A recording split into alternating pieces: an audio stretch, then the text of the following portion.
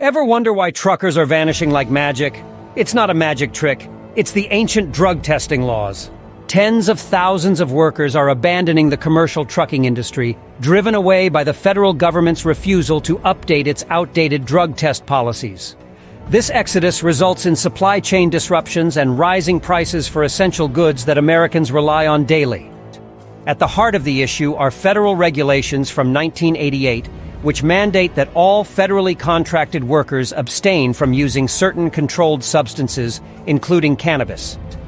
Despite the fact that most state governments have since legalized cannabis use under various circumstances, neither Congress nor federal regulators have revisited the marijuana-specific provisions of the Drug-Free Workplace Act. These regulations are not designed to assess whether drivers are under the influence of cannabis while on the job. Instead, they only detect whether someone has been exposed to cannabis days, weeks, or even months earlier. Urine screens identify the presence of carboxy-THC, an inert byproduct of cannabis that can linger in urine for up to 100 days post-use.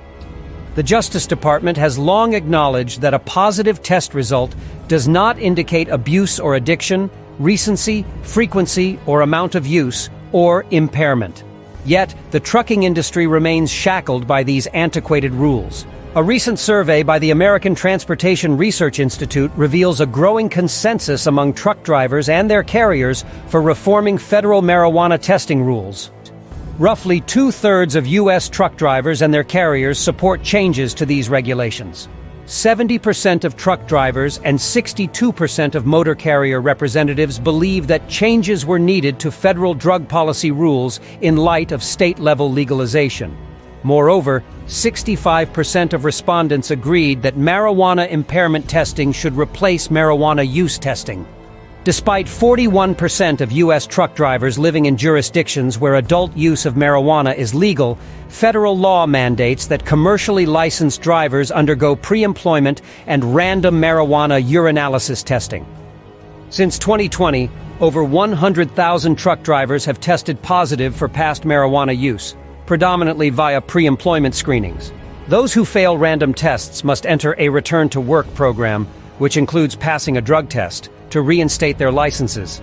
However, only about a quarter of those with drug test failures have returned to work, leading to driver shortages and supply chain issues.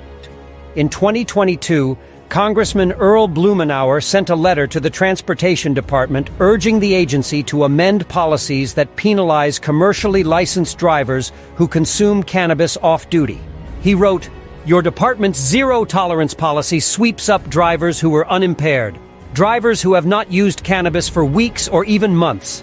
Penalizing safe drivers who comply with state cannabis laws harms both the drivers and the supply chains they support." Last March, the U.S. Department of Transportation introduced a new rule allowing commercially licensed drivers to opt for oral fluid testing instead of urinalysis. Saliva testing can detect residual traces of THC for up to 24 hours following marijuana use, still beyond the window of impairment but far shorter than the detection window of urine or blood testing. National Organization for the Reform of Marijuana Laws has long argued that employers should not assume that the detection of THC or its metabolites equates to impairment. Instead, Normel advocates for performance-based tests like Druid or Predictive Safety's Alert Meter.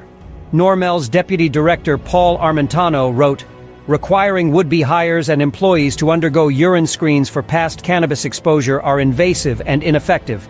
They neither identify workers who may be under the influence nor contribute to a safe work environment. Those who consume alcohol legally and responsibly while away from their jobs aren't punished by their employers unless their work performance is adversely impacted. Those who legally consume cannabis should be held to a similar standard." Several state governments, including California and New York, and major corporations like Amazon, have updated their rules to prevent most public and private employees from being terminated solely due to a positive test for THC metabolites. Recently, Michigan regulators halted pre-employment marijuana screens for most public employees in non-safety sensitive positions. Similar bans have been adopted in Nevada and Washington.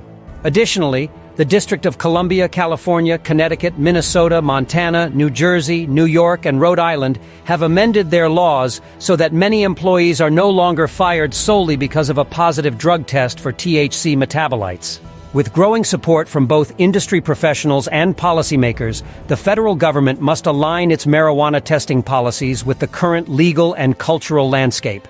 Updating these regulations is not just about fairness. It's crucial for maintaining a robust and efficient workforce in the world of trucking.